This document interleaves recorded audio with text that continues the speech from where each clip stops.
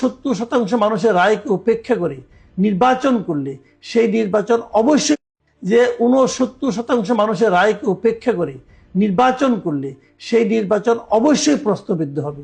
সরকারের উচিত জনগণ যে আওয়ামী লীগকে আর ক্ষমতায় দেখতে চায় না সেটা ভোটের মাধ্যমে প্রমাণ করে দিতে।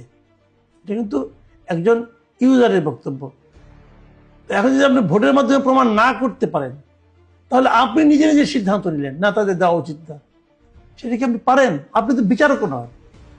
যদি বিচার বিভাগের মাধ্যমে একটা সিদ্ধান্ত হতো তাও আমরা মানতে পারতাম।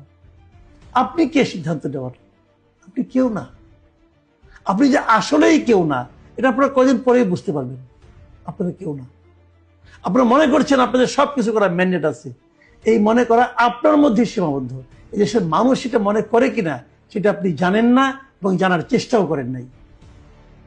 এই জায়গাটাতেই আপনারা পিছিয়ে আছেন। এবং প্রত্যেকটা শাসক, আমি তাদের স্বৈরাচারী শাসকই বলবো, তারা জনগণের পালসটাকে এভাবেই উপেক্ষা করে এবং উপেক্ষা করার ফল কিন্তু তাদের জন্য কোনোভাবেই সুখকর হয় না।